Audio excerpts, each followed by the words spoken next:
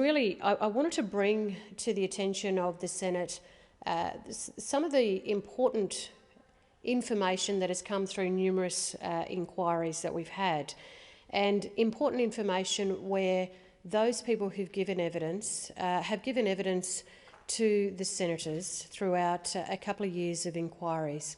And I'd like their voices just to be on the record. Receiving social security support predominantly through cashless debit cards may impact the ability of victims and survivors to leave violent relationships, given the lack of disposable cash.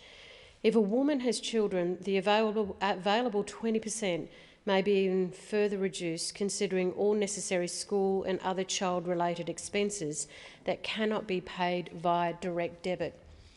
That particular concern around women being able to leave violent relationships in particular has been a concern that was raised over the years that we had the inquiry. It is a legitimate concern that it continues to be raised through organisations like the Australian Council of Social Services, the Northern Territory Council of Services, but also through women's shelters who talk about the need for women to be financially able to leave those situations. It is important the Senate is aware of that because there have been views and anecdotal comments saying that if we don't have something like the income quarantining or forced income quarantining of cashless debit card, it will not help these situations. I'd like to put on the record, Madam Acting Deputy President, that having forced income management actually exacerbates those particular unsafe environments for women and their families to be able to leave those environments. Olga Havnen from the Danila-Dilba medical service in the Northern Territory also gave evidence to the Senate inquiry in 2019, and I'd like to put her comments on the record. More than 23,000 Aboriginal people have been subjected to income management or income quarantining since 2007 in the Northern Territory. The original objectives of income management were supposedly to improve the health, well-being and education outcomes of Aboriginal children and to protect women and older people from humbugging and violence. During the period 2007 to the present time of 2019, when she gave evidence, there is an absolutely astonishing lack of credible evidence that income management has made any significant improvement to any of the key indicators of well-being, child health, birth weights, failure to thrive, and child protection notifications and substantiations. There are no improvements in school attendance, and certainly nothing we can see would suggest that there has been a reduction in family or community violence. Our concerns with the proposal to transfer current recipients of the Basics card to a new cashless debit card is that we're going to get more of the same, and it fails to fundamentally address the significant structural flaws of the scheme, namely disempowerment, failure to address underlying structural issues, and the cost of implementation and ongoing management of the scheme. This is a failed experiment and should, I believe, be abandoned. The numerous so-called trials are expensive, they're an ineffective, phony, that have caused untold misery and hardship. It's an outrageous waste of millions of dollars of public money that could have been better used to provide targeted and tailored supports. For example, things like parenting programs, treatment and support services for people with addiction and gambling problems, improvements in health and environmental health programs, and more funding for health, education and employment.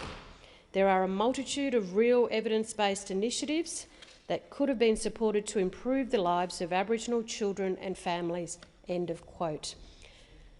That was evidence given to this Senate inquiry in 2019 to do with the cashless debit card by Olga Havnen, the CEO of the Danila-Dilba Medical Centre in Darwin, which covers a huge population of First Nations people, but also beyond the Darwin boundaries. Walter Shaw from Tunganjira Council in Central Australia. Tunganjira Council is an organisation that looks after the town camps around Alice Springs. There are between 14 to 16, 17 town camps around Alice Springs, and so they have an organisation in which a town camper is represented on the Tunganjira Council. So Walter Shaw is the CEO of that organisation, and I quote his evidence to the committee inquiry. "I was only made aware 10 minutes before they walked into my office," and he was referring then to federal agency staff doing consultation of sorts on CDC.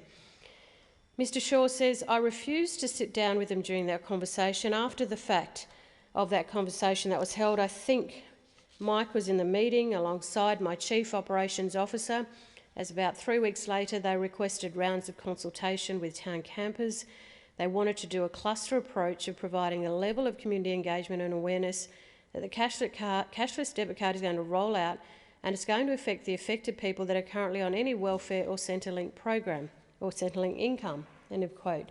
Where Mr Shaw was coming from was that this was a complete surprise. There was certainly no request about how they were going, no interest in what kind of life people were having on the current system with the Basics card.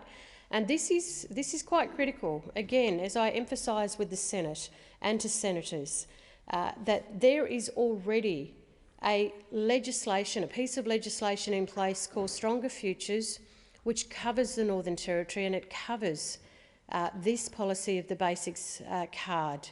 What is needed, senators, is a thorough inquiry and evaluation of the Basics card. We need to understand in the Northern Territory what has worked, what hasn't worked, and we need to know what the families themselves feel and think about this particular regime that they've been forced to live under for 13 years. You see, the inability of the Senate to recognise that you want to bring in another policy over the top of one that you haven't even checked out whether people have achieved the outcomes which were supposed to have been set at the beginning of that in 2007, again shows a failure of the Parliament, of the Senate and the government in particular, that you don't care. You don't care. It's almost like you go out and say, look, we want you to live like this, but then we're going to move you to this, but then we'll move you over here to this. We don't know why, but it looks nicer and shinier over here, and we think you should move from that spot to that spot because it actually works for us. Doesn't matter about you. I mean, that's how the people of the Northern Territory feel.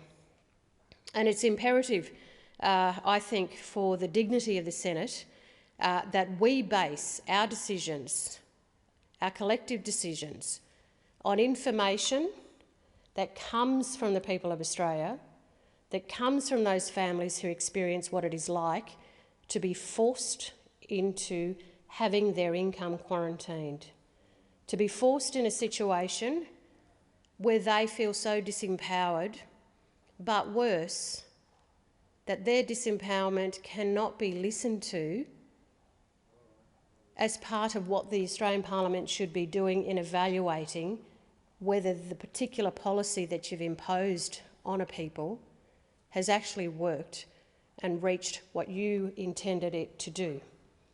Best case scenario, even with your best interests, you haven't even bothered to find out. And so when people say, it's not working, please listen to us, you choose to turn away, you choose to turn your backs, and you say, too bad, too sad, you're stuck with it.